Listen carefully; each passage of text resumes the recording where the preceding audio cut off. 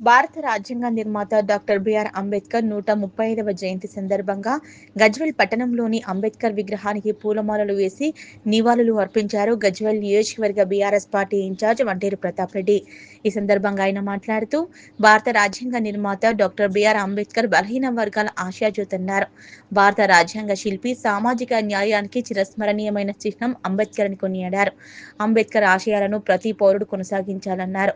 భారతదేశంలోని సకల మతాలు డాక్టర్ బిఆర్ అంబేద్కర్ రచించిన భారత రాజ్యాంగాన్ని గౌరవిస్తున్నాయన్నారు. సకల జనుల వాడు అంబేద్కర్ అని అన్నారు.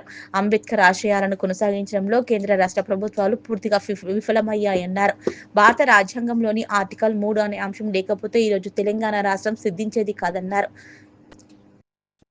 అంబేద్కరిజం అంటే నిరంతరం అధ్యయనం, అలుపెరగని పోరాటం. ఆయన యువతకు చదువు సమీకరించు, పోరాడు అనే నినాదాన్ని ఇచ్చారన్నారు.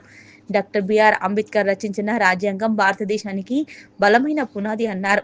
సామాజిక అసమానతలు, కుల వివక్ష, ఆర్థిక వెనుకబాటుతనం తొలగించేందుకు అంబేద్కర్ జీవితాంతం పోరాటం చేశారన్నారు. ప్రతి పౌరునికి సమాన హక్కులు, మన అవకాశాలు కల్పించేందుకు రూపొందించిన చట్టపరమైన వ్యవస్థ ప్రపంచానికి ఆదర్శంగా నిలిచిందన్నారు.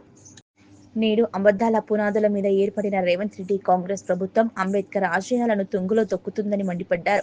ఈ కార్యక్రమంలో గజ్వేల్ మున్సిపల్ చైర్పర్సన్ గంగిశెట్టి చందన రవీందర్, వైస్ చైర్మన్ పద్మాబాయి నరసింగారావు, మాజీ మార్కెట్ కమిటీ చైర్మన్ మాదా శ్రీనివాస్, మండల పార్టీ అధ్యక్షులు బెండి మధు, కౌన్సిలర్లు స్వప్న సురేష్, మామిడి శ్రీధర్, కాముని మురళి, మాజీ కౌన్సిలర్లు గుంటుకు రాజు, తలకొక్కుల దుర్గప్రసాద్, మరికంటి కనకయ్య, పంబాల శివ, బొగ్గుల చందు, జెడ్పీటీసీ బుల్లారం ఎల్లయ్య, పంగా మల్లేశం, పొన్నాల కుమార్, అటుకూరి రాములు, మన్నే కృష్ణ, మాజీ ఆత్మ కమిటీ చైర్మన్ మల్లయ్య, గాలింక నర్సింహులు, కిస్టాపూర్ మాజీ సర్పంచ్ ప్రతాప్ రెడ్డి, బీఆర్ఎస్ పార్టీ ప్రజా ప్రతినిధులు, నాయకులు, దళిత సంఘాల నాయకులు పాల్గొన్నారు.